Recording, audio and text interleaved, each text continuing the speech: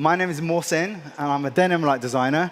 I'm a lecturer and a historian as well, and I teach at lots of colleges, and I consult for lots of people from Tencel, Circulose, Renewcell, Cone, Bossa, and worked for many mills and lots of companies, including like Levi's Japan and lots of other ones as well. But that's not really about that today.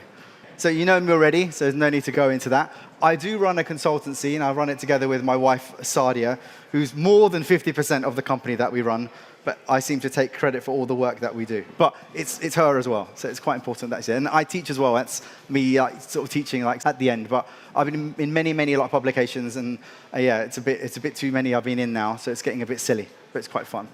Denim's interesting because it leaves an imprint. It's one of the only fabrics, including like sort of leather, where it molds to you, and you can often judge and often find out what a person was doing from the wear marks that person's wearing. This example is obviously a table, and you can see the marks of the wood actually coming through, which is quite amazing. But denim is quite remarkable, and the reason it does this is actually from the way that the yarn itself has been dyed. And that's ring spinning, where the core is still white. That's the reason why denim is actually denim. Otherwise, it will be a chino pant, which doesn't really fade that well.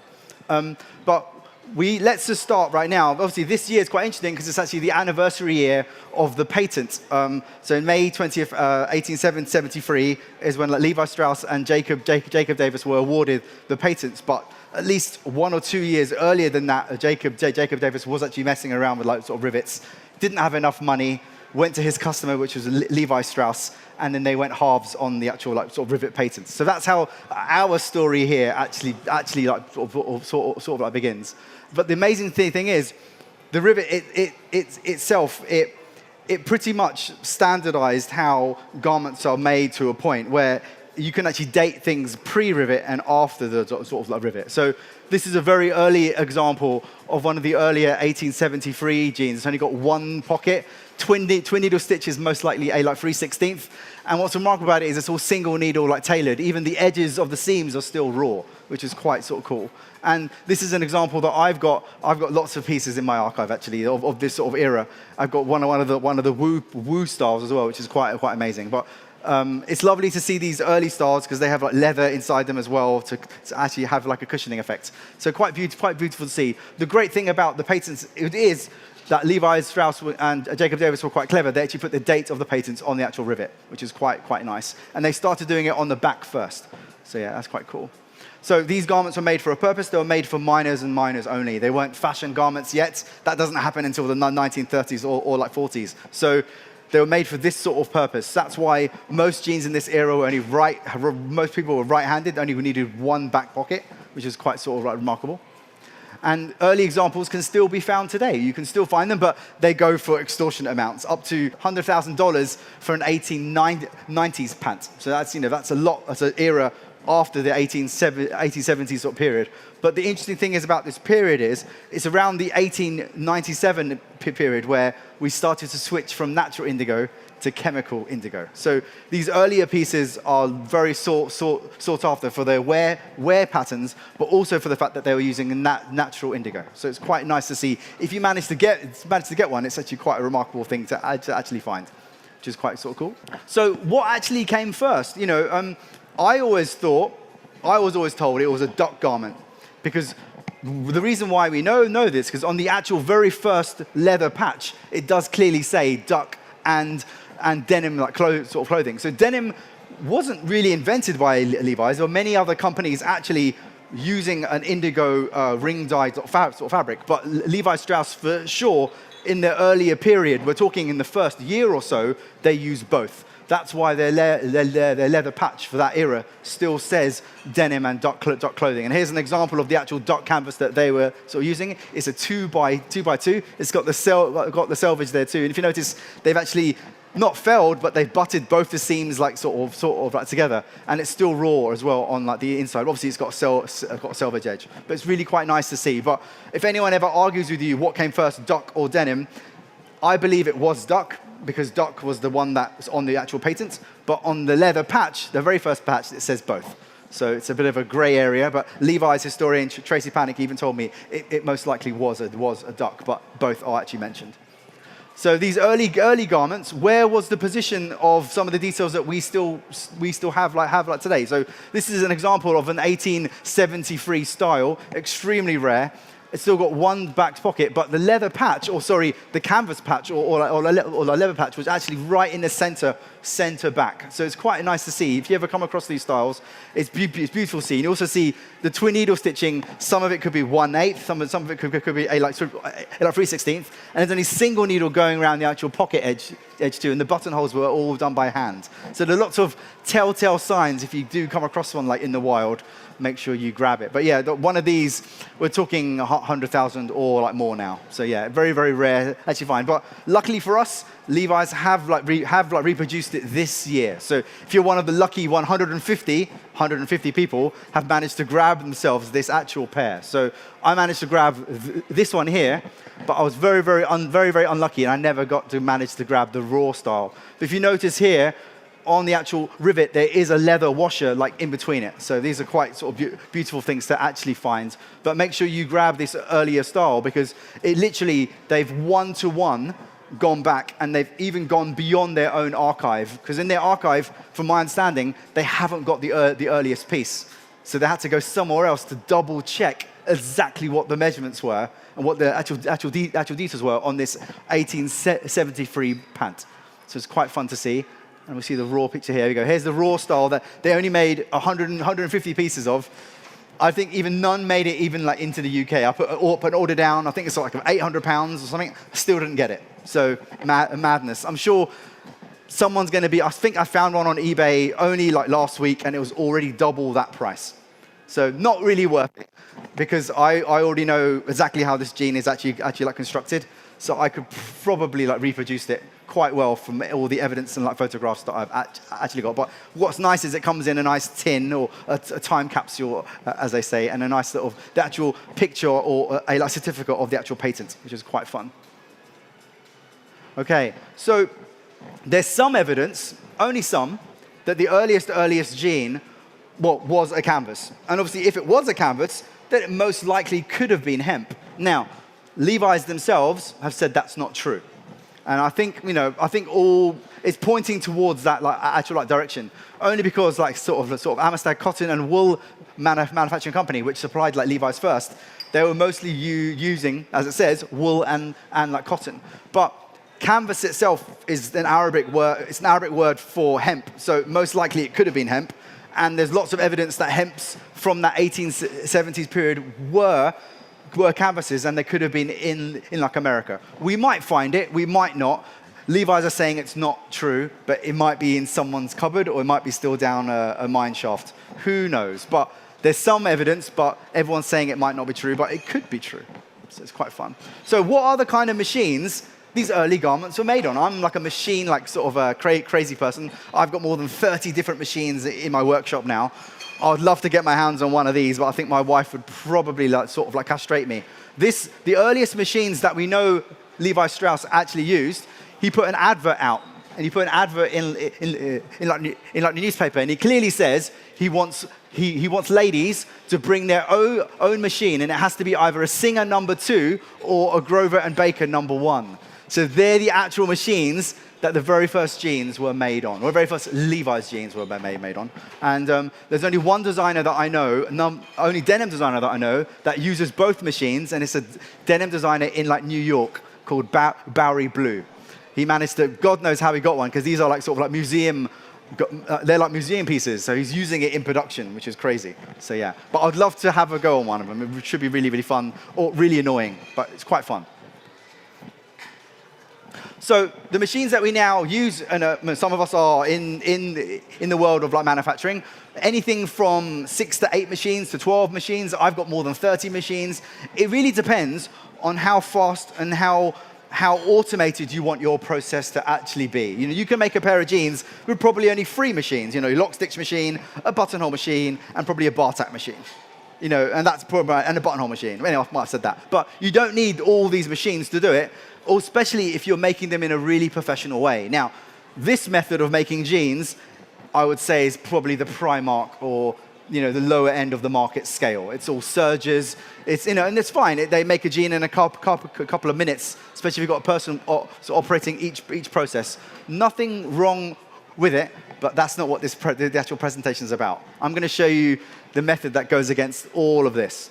So it's going to be quite fun.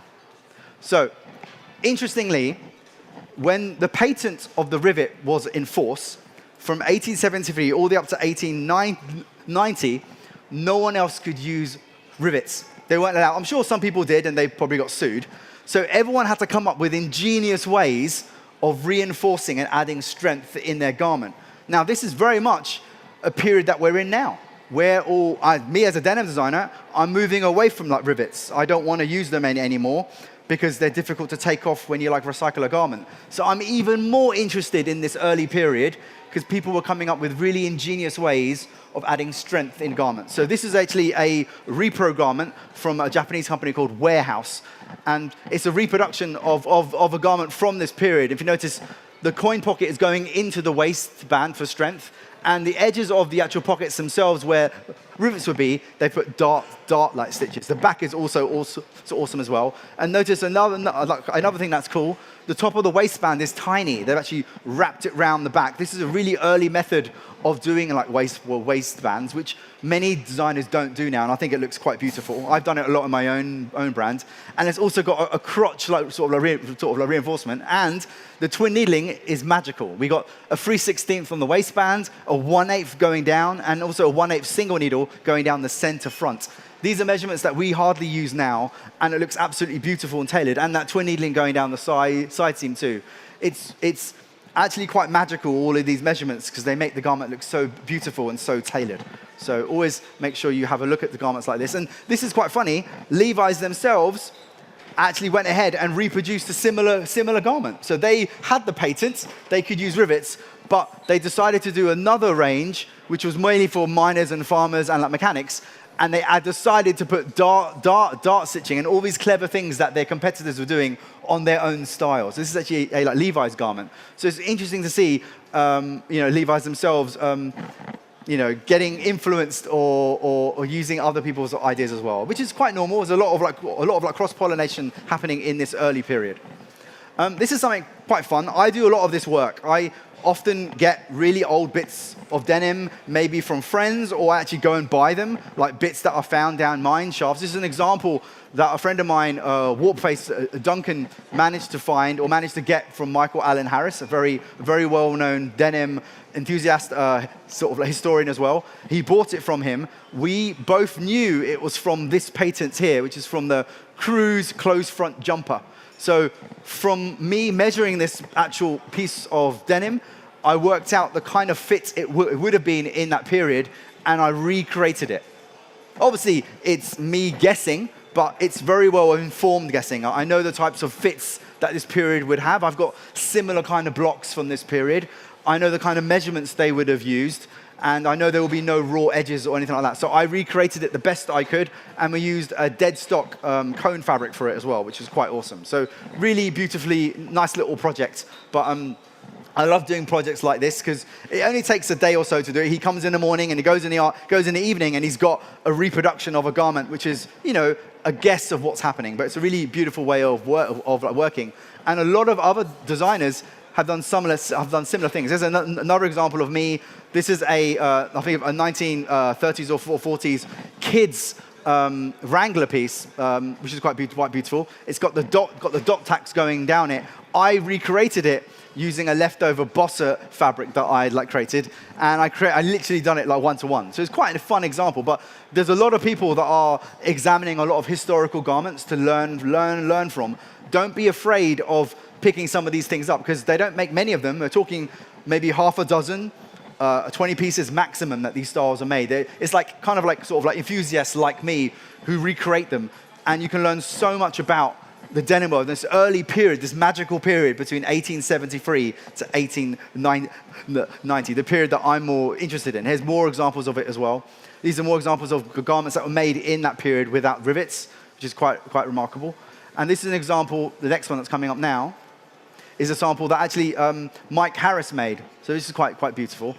It's quite beautiful because it's actually recreated from the original, and you can see the twin needle stitching going down. You can see how beautiful it is, and they've recreated it the best they can, and they've gained so much more knowledge from it. So it's quite a beautiful way to work, and then that can inform you on how you would probably design your own. So even the waistband is much more bigger than we normally do. It's more like a trouser or a military type waistband. It's much, much more wider, which is quite interesting. But again, the pocket itself is anchored in through the cinch and through the top of the waistband. And it's got the magic 3/16 as well, which is quite amazing.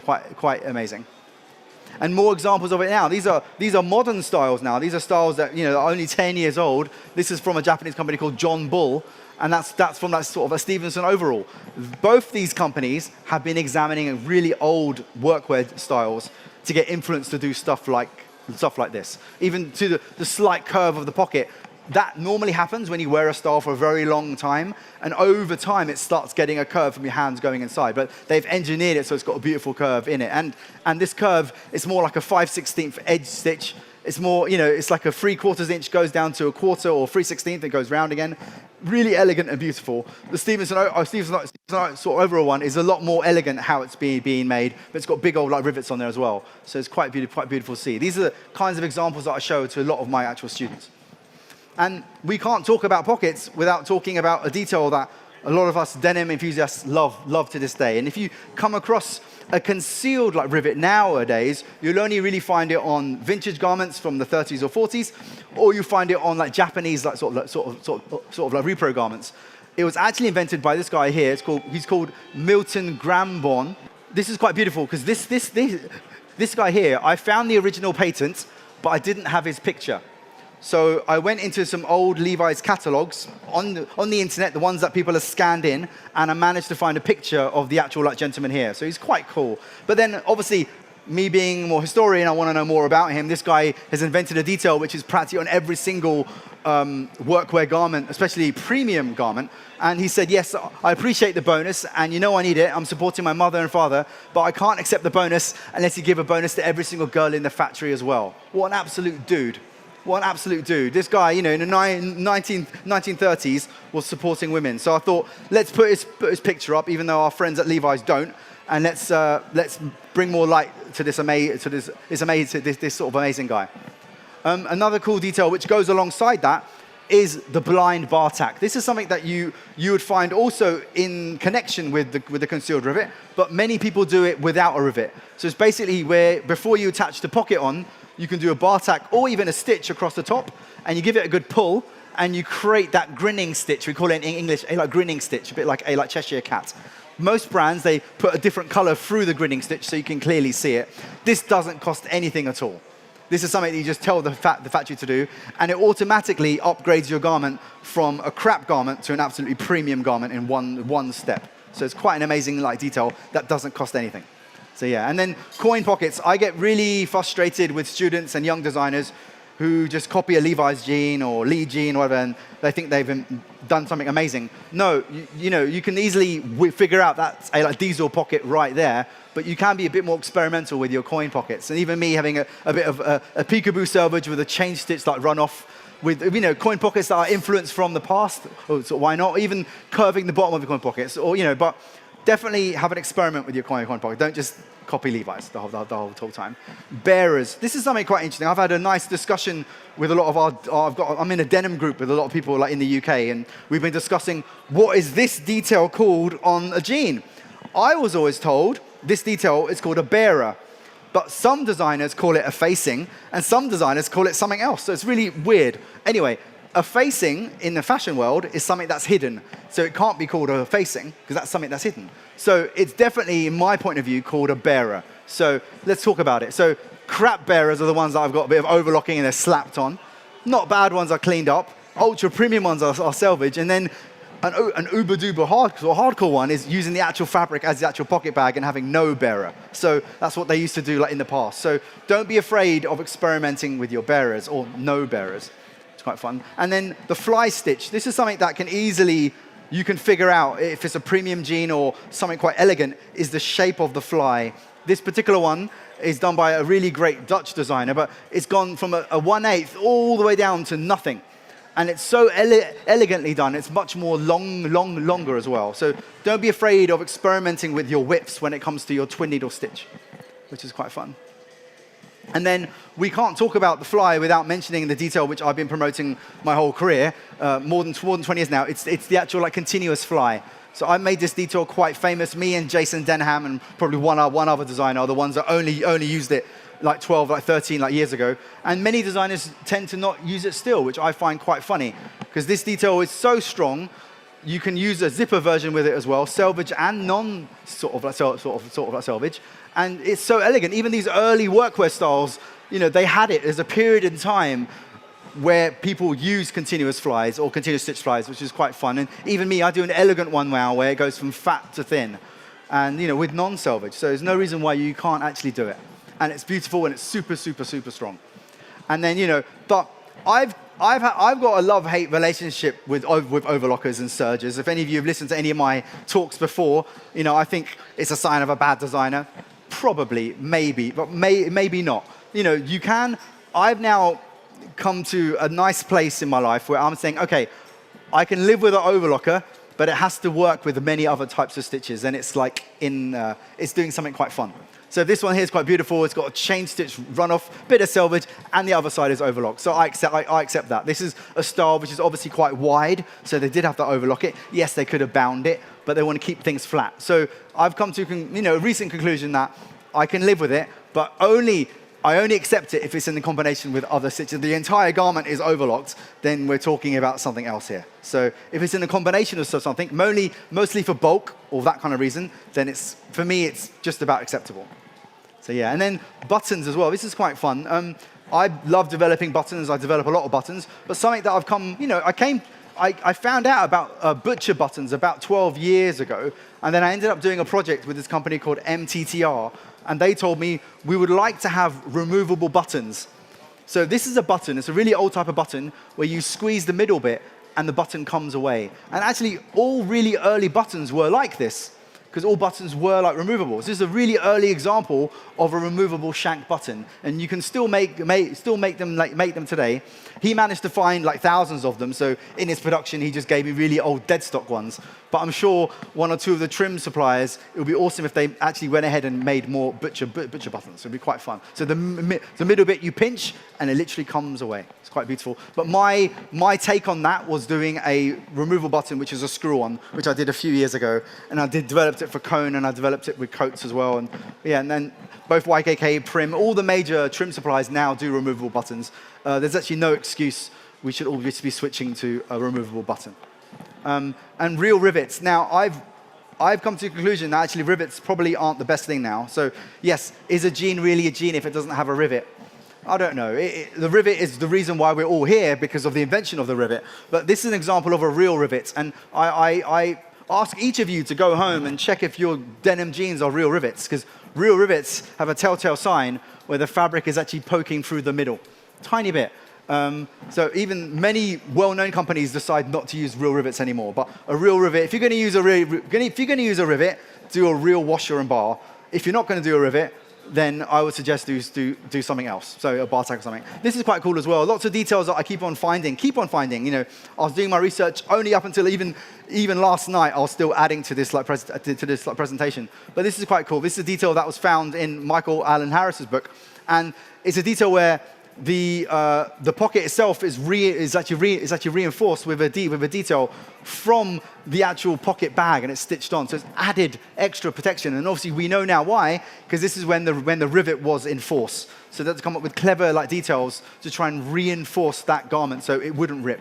So quite a lovely detail. And little tricks that most people don't realize that happen. Even on the pocket bags and things that we make today, even I do it when I teach.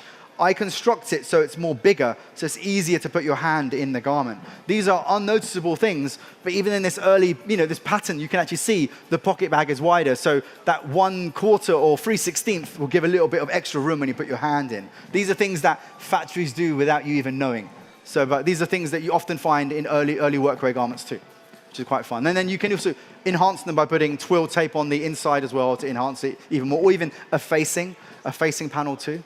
This is quite fun that I've been finding quite a lot. I've been finding a lot of this in military garments and some denim and workwear now. This is a Levi's replica garment, and they've actually stitched the shirt button in such a way that it looks like a little leaf, which is quite awesome. And then there's a denim designer in like New York, our friend like Bowery Blue again, and he does a similar kind of thing where he puts holes in, and every single leather patch has this little detail. So don't be afraid of doing a little, I call it a like decorative detail. Actually, it's quite a beautiful thing to do, and you don't have to tell anyone about it. You just like discover it, especially on the shirt button, which is tiny. So it's quite a lovely thing to actually like discover, which is quite fun. And then little things that you might not have come across. I come across it now all the time because I look for this.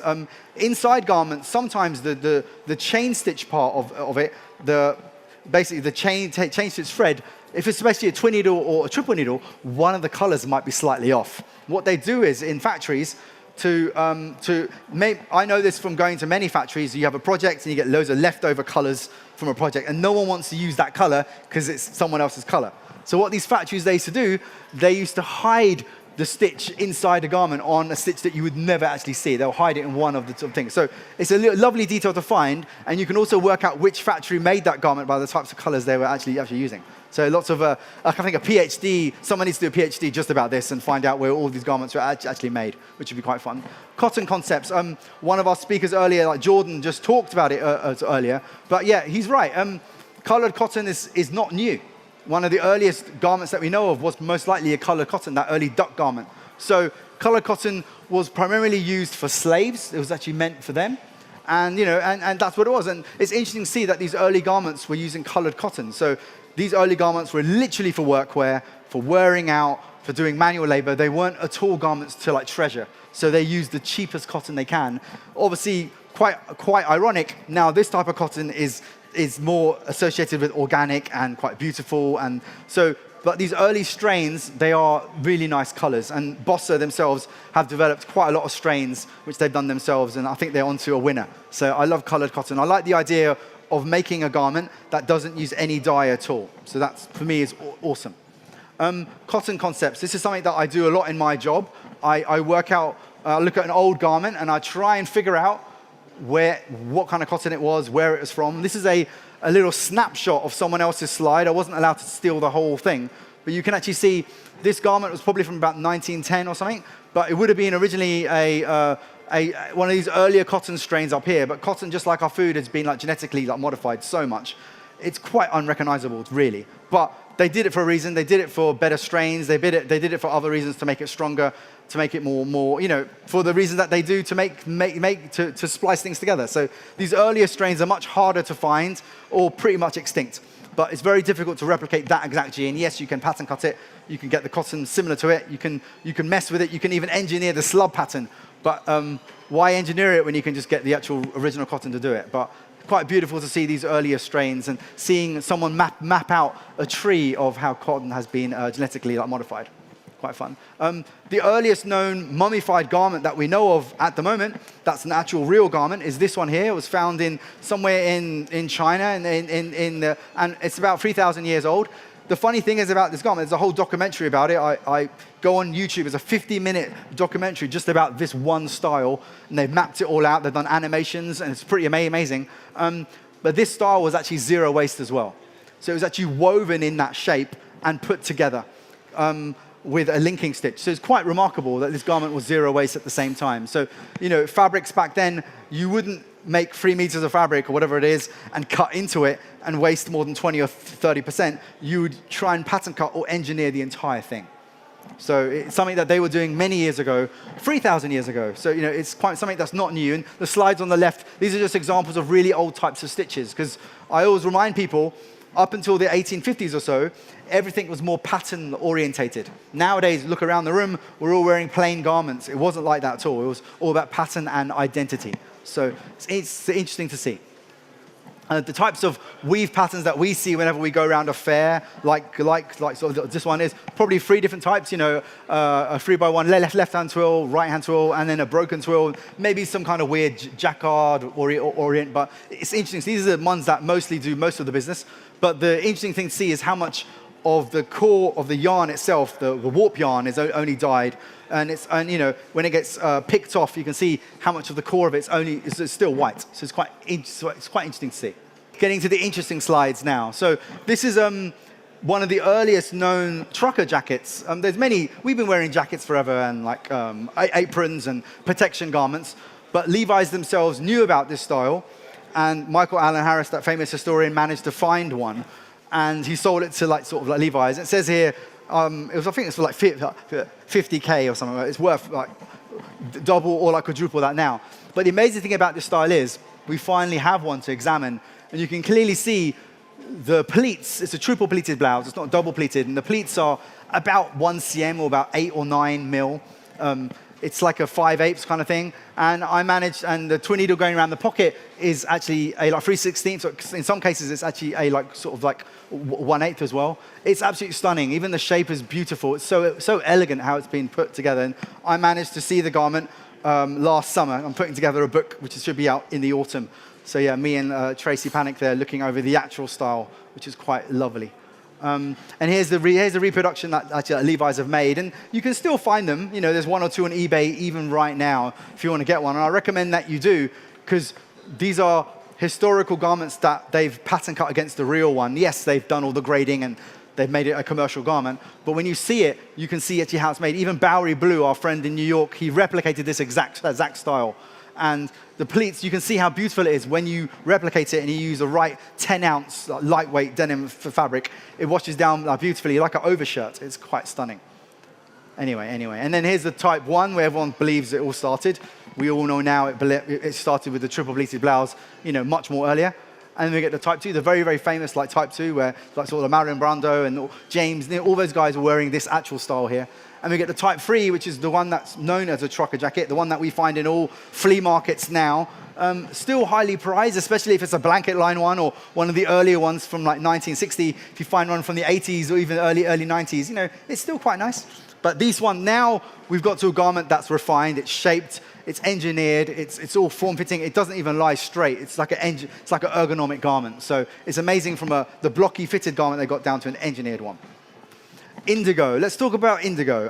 This is quite a funny slide. I put it on here to upset people, but actually there's something interesting going on here. The indigo leaves around the side are from my own garden. I took that picture last week. I grow indigo. This guy in the middle is called Abu Bakr Fofana. He's an indigo guy in Mali. We actually flew him to the UK to teach us how to do indigo dyeing. This is way before it became cool or fashionable to do indigo dyeing. We're talking like about 10 years ago. But he actually has a farm. He's an indigo farmer, and he dyes his animals, and he shears them, and he does art installations from it. It's quite interesting what he does. But yeah, this picture's purely there to upset people. But it's quite harmless. It's natural. I don't think that poor animals are enjoying it, but they go around the farm, and it wears off, and then he like shears them. So it's all fine. But let's talk about the indigo history in Europe. Indigo to me is quite interesting, because indigo and cotton were first cultivated and harvested in the Indus Valley region, which is in modern-day Pakistan, if you didn't know. But there is a European story as well, which we can't ignore, which many people don't talk about. So our European friends, especially our French and Italian friends, they were harvesting woad, but they did a different type of weave, where they did the weft was indigo and the warp was ecru. That's the first thing they did. And they used hemp, and they used linen, and they used wool. So they did many different types of combinations. But it's beautiful. And there's some early examples that still exist. And our friends Candiani, they replicated it quite recently for a diesel project. I wish I got my hands on like some of it, and I didn't. But apparently the fabric was beautiful. It was like a lovely, very lightweight weave. I just have to speak to Simon and try and see if I can get a little piece to examine. But yeah, quite a beautiful project, which went full circle for them, because our friends at Candiani are from that region, so they felt ownership to try and like recreate it, which is quite cool. But indigo for us, indigo, it's a petrochemical. All the indigo that we use right now in this room is all petrochemical based. It's one of the evilest like substances ever, super carcinogenic. Every single time we wear away a jean, we break away a jean, that indigo petrochemical plastic goes into the environment, goes into fish, it's airborne. We got a credit card amount of polyester plastic in us right now. It isn't the future at all. And we know that. Our industry knows that. And there's lots of things that people are doing. Our friends like Tencel are sort of like Lensing. They produced a newer type of model. Okay, it's not lyocell. It's one before lyocell, but it's still model. They managed to inject at the dope stage. This is the gloopy stage, when lyocell is being made or modal is being made, and they injected it with an indigo dye. Yes, it was a petrochemical-based indigo dye, which is a bit of a bad one. But now this particular version of a yarn, it doesn't crock, and many people have managed to spin it. They managed to wrap it around a white core. So it's quite interesting. So this is an interesting, there's still lots of things going on here, but then the future really is in bacteria-based indigos. It's indigo that's based on a bacteria-based formula, still from that natural sort of indigo. And our friends at Hue are probably one of the ones that are leading it. There's a few others that are like contenders as well. 6 to 10 years, we're going to be using it. So it's very exciting. Hopefully it won't be too expensive, but there will be a big monopoly, and the 2 big chemical companies in the world that own indigo are going to go after these guys for sure. So it's interesting to see, but we know we're heading in a good direction. Laser finishing. My claim to fame is I did one of the very first laser collections for Levi's Japan back in 2002. This is quite fun. So this is a laser. I pattern cut it myself, and then I engineered it myself, and it was a really fun collection, a big collection. You can find it, not really, only about 100 pieces were ever made, and that's it. I've got 1 set of each piece, and I will be publishing it in my book because hardly no one knows about this collection, so it's quite fun. But Levi's, they have copies of each one in their archive. This is well before we could get like photorealistic garments. These are just these are all the shades you can do up until it burns. And I remember I made the collection, and then every single time the burning line went over the stitch, actually the stitch became weak. So this is really early days of thread development as well, which is quite fun. This slide is misplaced. It should be a bit earlier, but for me, embroidered bar tacks are such a beautiful thing. I actually went out and bought myself a machine that can do it. I think I'm the only one in the UK that has this machine, which is quite funny. Everyone else uses some weird attachment, but I've got the actual machine that does this. So it's why I'm quite happy to have it, and it's a good investment because I've used it quite a lot. But you can actually embroider anything in a 4x6 rectangle. I managed to find the actual original patent that Wrangler had for their dot tack, and I plotted it in the same way.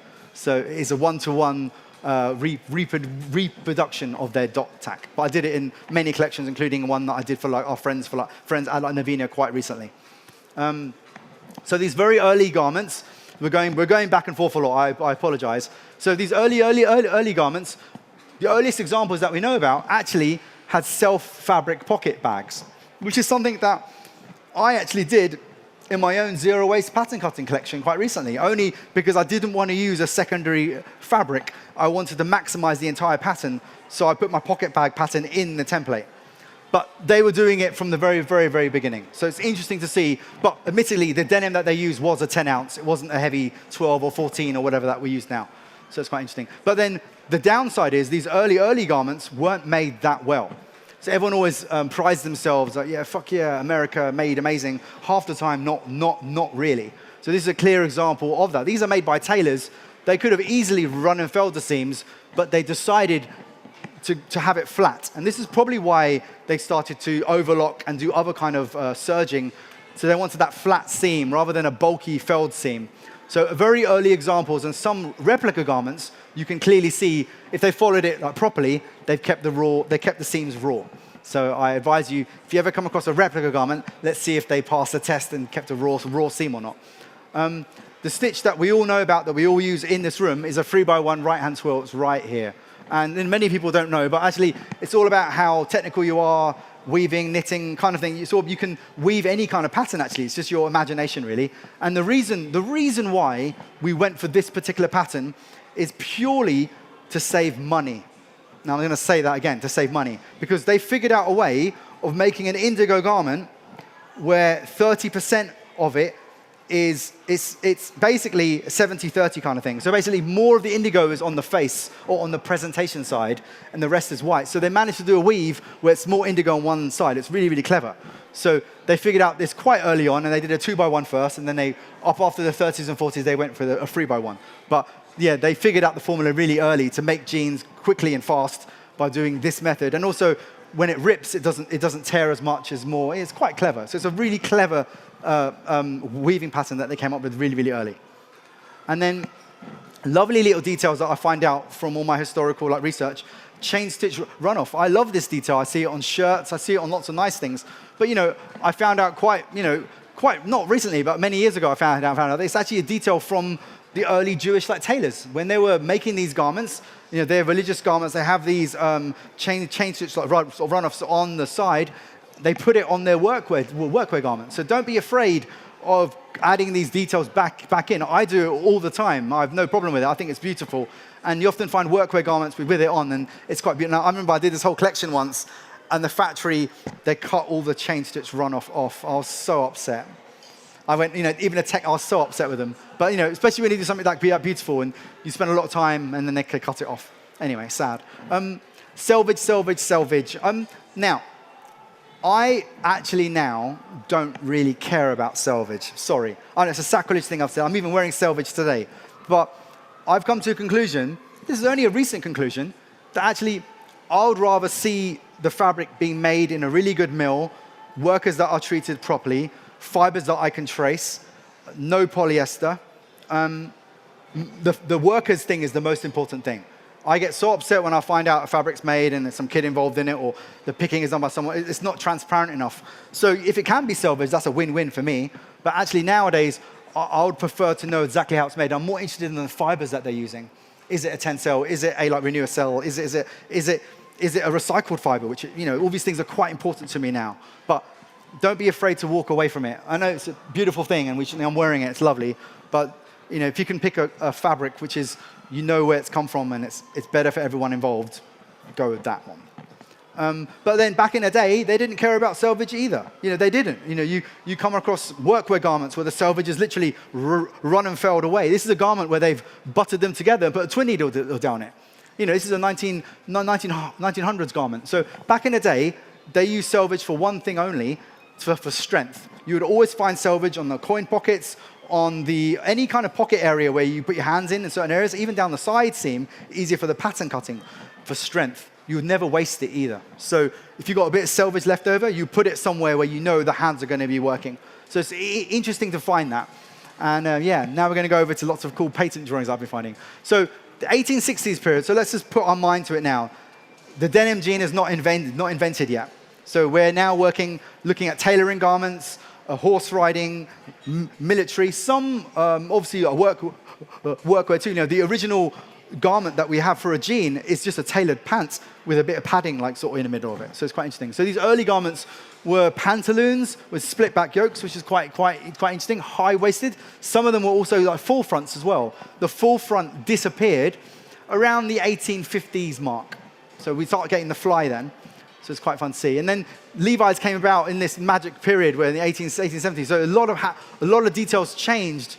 A lot of evolution happened in that period as well. Levi's didn't standardize their jean yet. The standard jean that we all wear today was standardized around 1922. That's when the first belt loop was put on. So up until then, a lot of things were still moving about. Even this one here has a little hammer pocket on it, which is quite awesome. So, it's quite beautiful to see. And also, no belt loops yet as well. This is the 1870s duck garment, 2x2. So remember I said to you, duck and denim. So these were the two fabrics they were using right at the beginning. And this was the actual tent material that they were using, that they were giving to the actual prospectors as well. So it's the same material that Levi Strauss was actually using. And there's so many good patents you can find. The moment you go down this rabbit hole, and it literally is a rabbit hole. I was on a patent website typing in names of really old defunct companies and finding so much information about these, and then finding out styles that people have found to cross-reference. There's a lot of us. There's only probably a dozen designers like me, probably half a dozen, who are into this level of work, really. And we all share knowledge as well, which is quite awesome. This is the 1880 Nevada jean, the very famous Nevada jean that Levi's have in their archive. Still natural indigo at this point. Natural indigo was phased out around 1897. So still natural sort of indigo. And then, beautiful styles in the 1880s, a lot of clever cinch details. Everyone was coming up with clever details. Obviously, these were made for miners. People were bending down, things are exposed. They're coming up with clever ways, to enhance the garment so it's easier to wear. So a lot of clever progression. And all of this happened because of the Levi's patent. So people were coming up with ingenious new ways of making garments to go against Levi's, to outsell Levi's. Obviously, they couldn't. The juggernaut had the company that they are.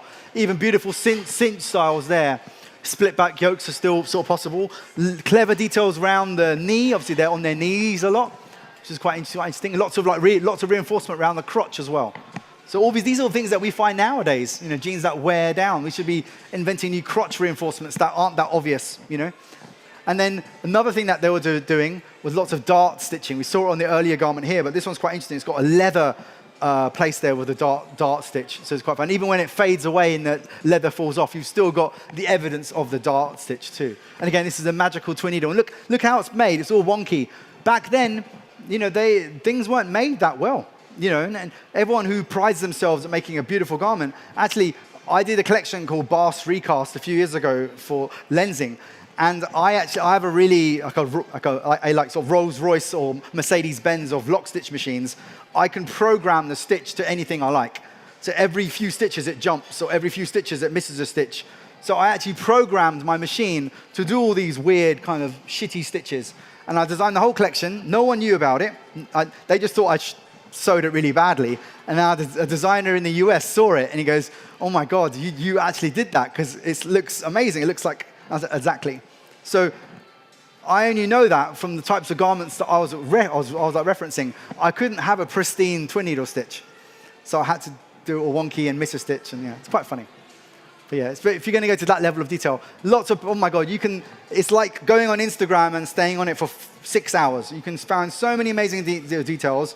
No AI help here. This is just pure research that I'm doing, and it's so inspiring. And half of these things are lost to time. We haven't got the actual original garments anymore. We've just got patent drawings. Some of them people have found, and we've got pictures against them. But some of these ingenious little details, or coming up details, are beautiful. Also a continuous fly by R. Gibbons here in 1881. He did his own version to go against the guys at Boss of the Road. Beautiful details. And this is a detail. This is a garment that a patent that a friend of mine, Ben in Canada, Viapiana, he found the patent, and he goes, I'm going to have a go do my own interpretation of this style. So he did his own version of it, and he put 3D belt loops in. He grew on from he even put duck fabric inside the bearer, the bearer part or the facing part. He put it on there too, and his interpretation of this. So I thought it was a great, it's not a copy. He just got inspired by it. And it's so beautiful that when you get inspired by something and you go down this avenue, it's the original, it's still the original, and you love it, but you don't need to copy it, just get inspired by it. So it's quite beautiful. And then, yeah, the Woo pants. I've got a sample of this. I've got a sample this big. I think it's of this pocket detail and a little bit of the back. And I'm going to do a project with probably 6 students. And it's still in its bag. It's still got dust from the mine. It's caked on with mud. So we're going to carefully wash it. We're going to splay it out. We're going to pattern cut it. And together, we're going to figure out the rest of the style because we have the patent drawing. So it's a fun project that I'm going to do with a group of students. So we'll let them try and figure out, because we got styles. We know about the fits already in this period. So we're halfway there. So it's quite fun. Now in the 1890s period, there's a recent auction that went, that this particular style, not this one, but a similar one, went for 100,000 or 75,000 plus tax. It was nearly 100. It was this version. It was the 1890s Levi's, but it was actually a 201. It wasn't the 501. So it was the cheaper variant of that jean. But this is one that's quite interesting. So there's no left pocket yet, no belt loops yet. But yeah, it's interesting. It nearly looks like the jean that we have today, minus the cinch and the belt loops. So we're actually getting there. And then also in the same period, we're still getting a lot of split backs. So you see a lot of the split back details in styles, which are quite awesome to see. I did a few split back details quite recently on a collection. And then we have Levi's own spring bottom pant, the very, very famous pant, which they have in their archive, which is also their own version of a split back pant. So it's quite fun. And then we have this dark period where we don't know who designed it. There's loads of jeans like this. This particular one, my friend John, he came across it, John, sort of Lucknow, and he decided to replicate it and get inspired by the original. So this is the original, and that's his copy. But we have no idea who made it. There's no tags, buttons all gone. Remarkable, amazing, chunky style. It could be a British military style. It could be a German style. You can tell it's obviously some kind of wearing, need access to those pockets, but they need to be hard wearing. So, they've got that big old pocket patch on there, a placket on there, which is quite amazing. And then, we're getting more of these curved back details now in this period.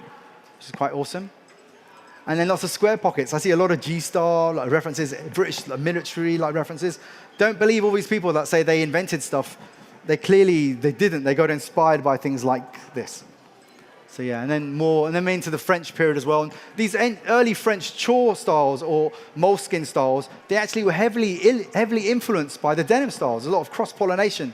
You can see if you come across these styles, and you do come across them still, one or two of them have got a one-piece fly, and that one-piece fly was invented by a denim design, by a denim company.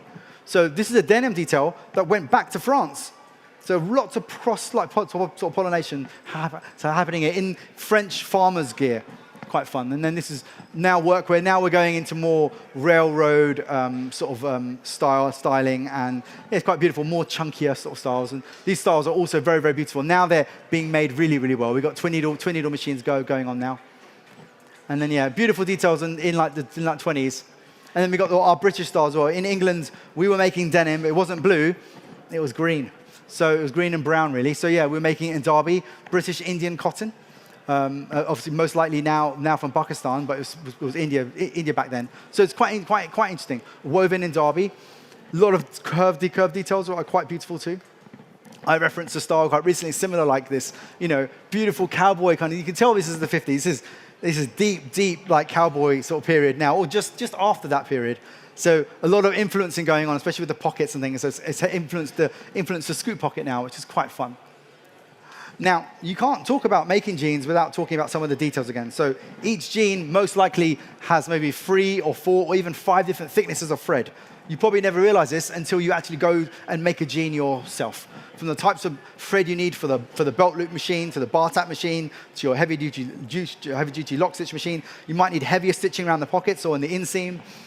It's actually a balancing game. You can use the same thread for all of it, but something's going to go wrong, or it will look a bit flat as well.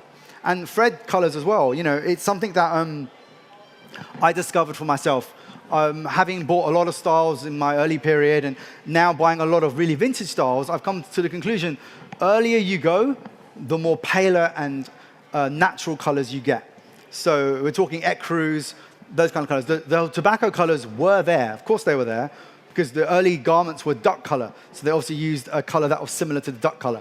So that probably maybe could be where the tobacco stitch actually came from, left over the cone that they're using for the duck garment they just used on the inner garment. Not too sure, but maybe. There's a big asterisk there. But don't be afraid if you're a designer to mix up your colors. Whenever I buy any kind of denim, I often put my favorite colors like through it, and I often put my favorite colors through it and wash it and see if the colors still look good. So it's quite fun. And then don't be afraid to look at your stitch per inches. This is quite interesting. Every garment that I design, I often analyze what stitch per inch. Is it an old style? Is it a modern style? Is it a vintage-inspired style? This style is a Levi's jean from 1910. My eyesight's not very good anymore, so I photographed it, and then on the computer screen, I counted the stitches, and it was about 17 SBI. If you go to any factory nowadays, you probably don't even talk about SBI. You just say, copy this or make this. They'll automatically give you 9 or 8, or if you're unlucky, 6. You know, they'll just give you the highest. The lowest number is the fastest way to make a pant. It's like, it's really fast. So, you know, but if you go to 12 or 14 SBI, it's a bit more, takes a bit more longer. You have to adjust your thread thickness, and it looks 50 times better. Again, a detail that doesn't cost any extra money. Just a little bit more time for the factory, which they won't like. I love analyzing different types of stitching, different types of widths of stitches, and working for a lot of American companies. I figured out maybe 12 years ago, I was really against it at the time. I went to work for like DKNY Jeans. Up until that point, I was only working for English companies, and they said, Mohsin, we only work in inches in this company. And I was like, what? Properly freaked out. But within 1 or 2 days, one of the other younger interns, she explained to me about inches and how to read an inch ruler. I've never worked it out. But once I mastered it, plain sailing. And actually, everything started to make sense from the garment I'm wearing. Oh, wow, that's a 3/16 edge stitch. That's a 1/8 a twin needle that goes down to 1 point. That's a 5/16 like twin needle. You start reading in measurements, and I never did it before. And the moment you master it, it completely opens up. You start looking at garments in a completely different way, and then you start making your conclusions, going, oh, I don't like the 5/16. And the detail, that a stitch that I fell in love with was the magical 3/16. This is a detail that no longer exists. If you go to any factory, any modern day factory, and say, hey, I want my twin needling on my trucker jacket to be 3/16, they'll go, oh, sorry, sir, it has to be a quarter or a 5/16. They haven't got the machine for it. So what I did is I went and bought all of the machines that do all, especially that twin needle stitch. I wanted that twin needle. But you can do it by double, you can do it by hand, but you have to go for it twice. But I wanted that twin needle 3/16, which I've got now in a flat lock and a triple newt and a chain stitch and a lock stitch version. Yeah, mental. Continuous stitches. This is something that I think is an amazing detail, which no one talks about. It's something that, it's like an unspoken thing that happens in factories. And I hope all of you put continuous stitches in your collections. This is a Levi's garment. I think it's a World War II. No, it's not World War II. It's an old Levi's garment. I have to put a date in there. But yeah, it's a Big E style. And you can clearly see on the underside, you can see when they were doing the leather, when they were doing the waistband stitch, they went round the whole leather patch and came off again. They did it to save time. And then I do it now in my own collections. When I make any collections, I always do it with a continuous stitch. And I teach all my students to do the same thing. I say to them, don't tell me where it is, put a continuous stitch somewhere in that garment. So even if it's around the coin pocket or around the shirt pocket or even going around the the leather patch in a funny way, put it somewhere. And I keep on discovering it. This is something that is amazing. I discovered this only probably about 6 months ago. It's a vintage style. It's from the 1870s. And you can see the waistband stitch, it catches the cinch buckle and goes off again. I had to do a detailed drawing of the direction because I had to figure out how they did it. And it's done with a continuous stitch, which is genius. So it saves time, none of this stopping and starting. So yeah, more in my book in October. I'm giving away things now. So this is beautiful. I love misstitches, I love mistakes. And don't be afraid to add mistakes in any of the garments that you create. It naturally happens when you have a twin needle machine anyway. Especially if you put the lever in a different way, you can create these diamonds or missed stitches. So don't be afraid to do it. It's a beautiful detail. And more details that I keep on coming across that are beautiful that I've put in my own collection. This is a detail that I don't know the official name. I call it a turn back. Don't know what the official name is. But when they do the waistband, they leave it a bit longer, they cut it, they turn it in on itself, and they clean it up. So it's a really non-hard way of doing it. It's a really simple way, less stressful. And yeah, I did it in one of my early collections, but I did it with selvage, which was quite funny. And again, hidden selvages, you can find them everywhere if you really look hard. In a tool pocket was a selvage detail. Of course, in a coin pocket, that's more common. We often find a selvage on the coin pockets. But don't be afraid. Obviously, I love full front styles as well. These are details that are coming in fashion again in the last 3 or 4 years. We're seeing a lot of full front styles. But I've been a keen admirer of full fronts for many, many years. And I've collected quite a few of them now. I've probably got about 10 different examples of full front styles, both men's and ladies. Quite beautiful styles to reference when you do a denim collection. That's a collection I did for Navina, which was using a full front inspired collection. And the pocket bag is turned in on itself, which is quite beautiful. And then, zero waste. This is something that I've been talking about for a few years as well. This is actually one of my students, actually, from St. Martin's, who just graduated a few months ago, did a zero waste collection. He decided to use a fabric roll and pattern cut his entire garment still on it. He got lots of awards. He did really well. Okay, that's interesting, but that's not what I'm talking about. This is it's beautiful, but what I'm talking about is this. I'm talking about being super clever about zero waste. I'm talking about engineering a garment that looks like a garment, but there's hardly no waste in the lay plan. That, to me, is zero waste. Anyone who talks about, I'm using the offcuts to make a bag, or I'm doing something, no, that's not what we're talking about here. We're talking about eliminating all of the yellow. That's still the waste, by the way. I did versions without the yellow. But pattern cutting the entire garment off one bit of fabric. And you can do it. If you even do it with a jacquard loom, you can do it, so you can do it. So it's really interesting. But this is an example of me doing a denim making class. And this is David here. And more than 30 to 40% of the fabric was wasted on how he cuts it. I made a jean with hardly no wastage at all. And you wouldn't tell. It still looked like a normal jean. So don't be afraid of pushing it. I did it with a trucker jacket and a chore jacket and a skirt pattern. I did it with loads. But something that interests me as a designer, and this is coming. There's only 1 or 2 mills that have experimented with it. Diamond Denim have, only because I introduced them to the young designer who wanted to do it. So This there's a couple of designers. They're all in the Netherlands. This is a trucker jacket that was all zero waste. The entire style was done with jacquard weaving. So basically, you're weaving multiple layers at the same time. So this is a jean pattern. You just cut this seam and you have your pocket bag already. So it's just being super clever about it. Thing is, the designers that are designing it, they're not denim designers. They're just designers, which is fine. So they don't know about twin needle stitching and the elegance of a pocket or the shape of a beautiful fly. They just do a nice style. For me, so I would like denim designers to explore this because it's super interesting. Here's the one that Holly like McQuillan did. It's an actual pant which is completely zero waste. I can't share the pattern, but literally it's just a pattern. Then you cut it once or twice and it's a jean. And it's woven like that. The only way to describe it is like the Nike fly knit thing. It's the only way to describe it, but it's not that. Multiple layers. And she was actually at ITMA a few weeks ago talking to the machinery companies to try and convince them to make a machine that can do even more crazier stuff than this, which does exist, especially for for the automated industry. They're making 3D knitted sculptured garments. Denim isn't that far away, especially if you put an indigo filament through it. Need to know your fibers. I keep on telling young designers this. Yes, everyone knows about organic cotton. Organic cotton's only 1%. 1% of what's going on. Forget organic cotton. It's not, it's so unreachable now. So there's other things that we can be doing. Is it using a tensile lyocell? Is it using organic? Is it using a cottonized hemp, either from China or from our friends in France? Is it going ahead and using like recycled fibers only? These are the things that we should really be looking at, and not looking at polyester at all. I'm so against it. And there is this whole cotton versus hemp debate. To be honest, it's interesting when you look at the facts. These facts are made by hemp people, so you have to be quite careful. So caution here.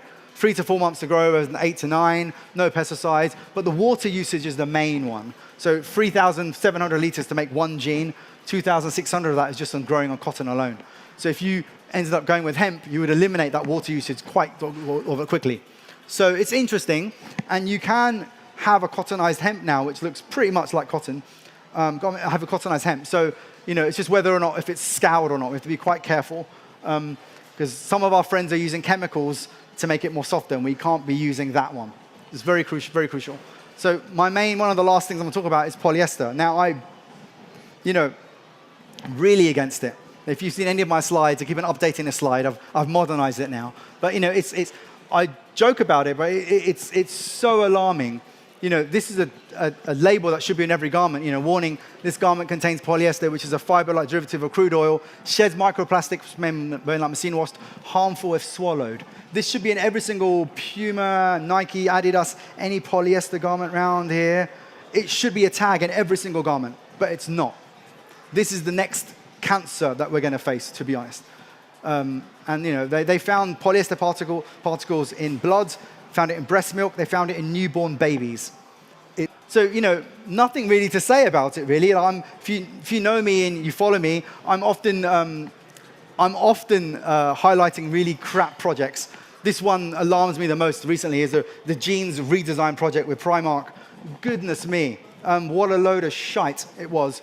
Somehow they got the license, I call it a license here, to get their logo to put on the garment. It was polyester garment. It was made in the most hideous way. I didn't influence anything here. I bought the garment and took a picture of it. All the thread was polyester. I took it apart. It had interlining inside, which is polyester. Nothing can be recycled about this garment. Nothing. And they say it's 100% recyclable. Everyone was amazed by it. Lots of great campaigns about it. What a load of shite. And in the end, I think about 30,000 people commented about it. Ellen MacArthur Foundation had to write a statement about what I wrote. That's how alarming it was. So, it was quite funny. I found it really amusing because they backed it. So, load of shite, really. And then for me, the future is all about elegance. I love tailoring. I love all this women's wear that I'm creating with lots of my students. It's something quite beautiful that's happening in the denim world, which people in this room don't know about, really. So it's like there's some amazing students that are coming through that are using denim in the most remarkable way, which is so beautiful. Many of my students, I teach at like 30 different colleges now, and it's quite mad. But my favorites are the masters. They already know how to sew. They know about pattern cutting, so they just go wild on using denim. And washed as well, it's quite amazing. And yes, I am doing a couple of books. They're both going to be out this winter. The first one's going to be about how to make a pair of jeans. It's going to be quite awesome. And then the next one's about one of my I'm doing an archive book every year. I've got 3,000 vintage garments, and I've already photographed about 300 pieces. So I'm releasing a book every year now about my archive every winter. So a book a year for me, it's going to be quite fun. But the first one is about making jeans, and I'll be doing a follow-up trucker jacket one too. But yeah, happy birthday, Blue Zone. Goodness me, 20 years. Well done, and thank you. They've been big supporters of mine. Going back 5, 6 years, I've been coming here. So it's been really fun doing talks for these guys. And they're always very nice to me and paying for my hotel and doing nice things like this. So it's really, they're just super, super, super nice. And I really like them a lot. And that's me. If you ever want to contact me, you can do. I've got 4 different Instagrams. Each of them are different. The Denim History one's about my educational work. My personal one's about me and my cat, probably. And then the ENDRIME one's ENDRIME. And ENDRIME Studio is all the consultancy we do with the bosses and the Navinas and the lensings of the world. So yeah, thank you so much for your time. Now, any questions? There will be a microphone somewhere. I'm sure you might not have any questions. Any questions at all? There's a microphone right there, or someone's bringing you one. This one? So what do you think about recycled polyester? I think that's a load of crock as well. Yeah? Yeah, 100%. You can't recycle it again. But when you're only using organic... It's not circular, dude. It won't go anywhere. Yeah. You're using it like our friend... There's lots of friends like Christopher Rayburn who love polyester. It's the evil thing. We shouldn't even forget about recycling again. You can't use it. You stopped it. You can't recycle it again, so it becomes waste again. But for some tearing issues, when you're only using organic, it's a lower staple length than common. Honestly, you're speaking to the person. You know what I'm talking about? I know what you're talking about, yeah. But it's all crock, in my opinion. Yeah. Now, I'm an independent designer. No. I haven't got any big company behind me telling me what to say. So I can be independent and tell you, recycled polyester is a load of crap. So I wouldn't go near it. OK, thank you. Any other questions? Any other questions? Anyway, it's been a pleasure. Thank you for all being here. Thank you so much. You're very, very kind.